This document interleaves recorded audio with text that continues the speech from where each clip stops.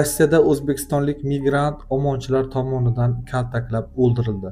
Manbalarga ko'ra, voqea 12 dekabr Xabarovskda sodir bo'lgan. Kuch ishlatar tuzilmalar vakillari kafelardan biriga sababsiz bostirib kirgan. U yerdagi o'zbekistonliklarni ayovsiz kaltaklagan.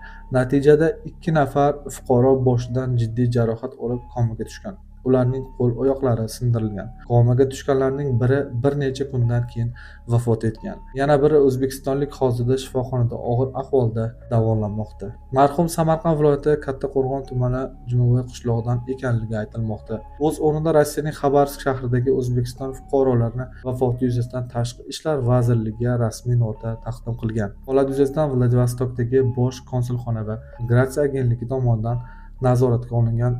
Bosh konsulxona marhumning yaqinlari bilan doim aloqada bo'lib, zarur konsul va amaliy yordamlar ko'rsatmoqda. Fuqaroning jasadi vatanga qaytarish ishlari olib borilmoqda. Shu bilan birga Xabarovsk o'lkasi prokuraturasi va tergov boshqarmasi, shuningdek Rossiya Federatsiyasi Tashqi ishlar vazirligi Xabarovsk vakolatxonasiga notalar yuborib, holatni xolisona va qonuniy tartibda